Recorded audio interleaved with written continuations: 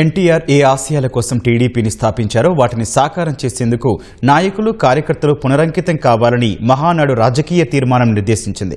సమాజమే దేవాలయం, ప్రజలే దేవుళ్లు అన్న మూల సిద్ధాంతం స్ఫూర్తితో పార్టీ విధానాల్లో నూతనత్వం తెచ్చేందుకు ప్రకటించిన 6 శాసనాల్ని 6 ఆయుధాలుగా చేసుకుని గ్రామం నుంచి రాష్ట్ర స్థాయి వరకు జరిగే ప్రతి కార్యక్రమంలోనూ వాటిని దిక్సూచిగా భావించాలని రెండో రోజు మహానాడులో నిర్ణయించింది.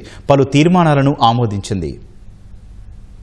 కడప మహానాడు రెండో రోజు పార్టీ వ్యవస్థాపకులైన ఎన్టీఆర్ కు ఘనంగా నివాళులర్పించారు. కేంద్ర మంత్రి రామ్మోహన్ నాయుడు రాజకీయ తీర్మానాన్ని ప్రవేశపెట్టారు. దీన్ని పొలిట్ బ్యూరో సభ్యుడు షరీఫ్, ఎమ్మెల్యే అమర్నాథ్ రెడ్డి బలపరిచారు. కార్యకర్తే అధినేత, యువగళం, సామాజిక న్యాయం, పేదల ప్రగతి, స్త్రీ శక్తి, అన్నదాతకు అండగా, తెలుగు జాతి విశ్వఖ్యాతి అనే ఈ 6 శాసనాల్ని మార్గదర్శక సూత్రాలుగా పెట్టుకుని పార్టీ మరో 4 దశాబ్దాల పాటు తిరుగులేని శక్తిగా పనిచేయడానికి, ఫలితాలు సాధించడానికి నాంది పలకాలని రామ్మోహన్ పిలుపునిచ్చారు. కార్యకర్తల కోసం సంక్షేమ నిధి ఏర్పాటు చేసి బీమా సదుపాయం కల్పించి, పిల్లల్ని చదివించి, ఆపదలో ఉంటే ఆర్థిక సాయం అందించి ధైర్యం చెప్పే నాయకత్వం తెలుగుదేశం పార్టీకి ఉందన్నారు. మహానాడులో సీనియర్ నాయకులు రాజకీయ తీర్మానం ప్రవేశపెట్టడం ఆనవాయితీగా వస్తుండగా ఈసారి యువతకు అవకాశం ఇచ్చారు.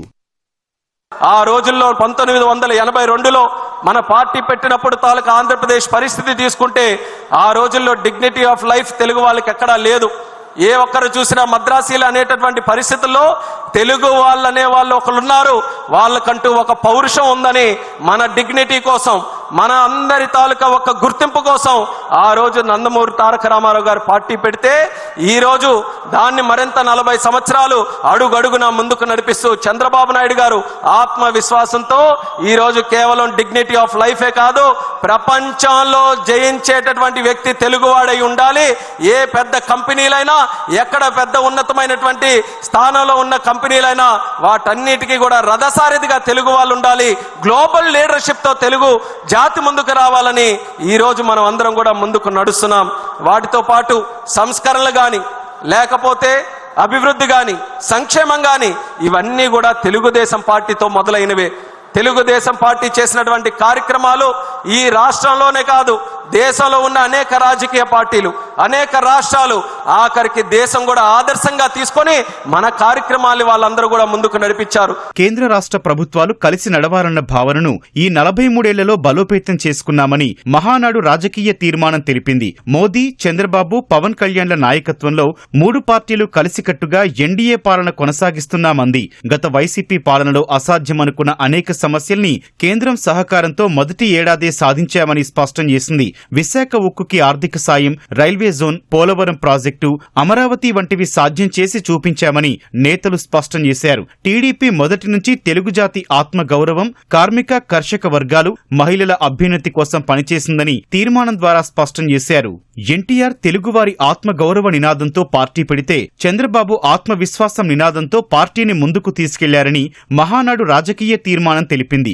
సంస్కరణలు, అభివృద్ధి, సంక్షేమం టీడీపీతోనే మొదలైనవేనని, దేశంలోని అనేక రాజకీయ పార్టీలు, ప్రభుత్వాలు వాటిని ఆదర్శంగా తీసుకున్నాయని స్పష్టం చేసింది. చంద్రబాబు ఈ రోజు ఏం ఆలోచిస్తే రేపు దేశం దాన్ని అనుసరిస్తుందని వివరించింది. నైపుణ్య గణన, క్వాంటమ్ వ్యాలీ, ఏఐ వంటి పదాలు కొందరికి అర్థం కాకపోవచ్చు, కానీ మరో 2 ఏళ్లలో ప్రతి ఇంట్లో వీటిపైనే చర్చ జరుగుతుందన్నారు. రాష్ట్రం అభివృద్ధి చెందాలన్నా, ప్రజల భవిష్యత్తు బాగుండాలన్నా టీడీపీ మరో 20 ఏళ్లు అధికారంలో ఉండాల్సిన చారిత్రక అవసరాన్ని ప్రతి ఒక్కరూ గుర్తించాలని నేతలు అన్నారు. చంద్రబాబు ఆధునిక రాజకీయ తత్వశాస్త్రంలో దిట్ట అని, ఇన్నేళ్ల ఆయన రాజకీయ ప్రస్థానాన్ని ఒక పాఠ్యాంశంగా తీసుకోవాలని మహానాడు అభిప్రాయపడింది.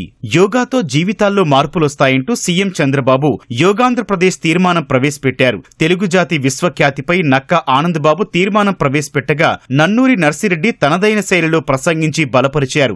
జగన్ విద్యుత్ వ్యవస్థను సర్వనాశనం చేశారని మంత్రి గొట్టిపాటి రవికుమార్ అన్నారు. విద్యుత్ రంగంలో విప్లవాత్మక మార్పులు అనే తీర్మానాన్ని ఆయన ప్రవేశపెట్టారు. అభివృద్ధి వికేంద్రీకరణపై కాలువ శ్రీనివాసులు, సాగునీటి రంగంపై రెడ్డప్పగారి శ్రీనివాసరెడ్డి తీర్మానాలు ప్రవేశపెట్టారు. మద్యం సొమ్ముతో బంగారం కొన్నారని, విధ్వంసం నుంచి పునర్నిర్మాణం అంశంపై తీర్మానం ప్రవేశపెడుతూ ధూళిపాళ్ల వ్యాఖ్యానించారు. మనం ప్రతిరోజు పేపర్లో చూస్తా ఉన్నాం, మద్యం పేరు మీద వేల కోట్ల రూపాయల కుంభకోణం జరిగింది. రోజుకొక వార్త వింటే ప్రభుత్వాన్ని అడ్డం పెట్టుకొని తయారీ దగ్గర నుంచి, పంపిణీ దగ్గర నుంచి, అమ్మకాల వరకు తమ చెప్పు చేతల్లో పెట్టుకొని వేల కోట్ల రూపాయలు దోపిడీ చేసిన కథనాలు మనం ప్రతిరోజు మనం చూస్తా ఉన్నాం. ఎంత ఆశ్చర్యం జరుగుతా ఉందంటే ఈ దోపిడీ సమ్మతో సామాన్యుడు మరి 1 గ్రాము బంగారం కొనాలంటే ఎంత ఖరీదో మనందరికీ తెలుసు. ఈ దోపిడీ సొమ్ము ద్వారా కేజీలు బంగారం కొన్నారనేది వార్తలుంటే ప్రజా సంపద ఏ విధంగా దోపిడీ గురి అయిందో మనం ప్రజలుగా ఆలోచించాల్సిన అవసరం ఉందని చెప్పి కూడా నేను తెలియజేస్తా ఉన్నా. వివిధ తీర్మానాలపై మంత్రి నారాయణ, బీసీ జనార్దన్ రెడ్డి, నిమ్మల రామానాయుడు, బైరెడ్డి శబరి, బొండా ఉమా వంటి నేతలు మాట్లాడారు. మొత్తంగా రెండో రోజు ఉత్సాహంగా మహానాడు సాగింది.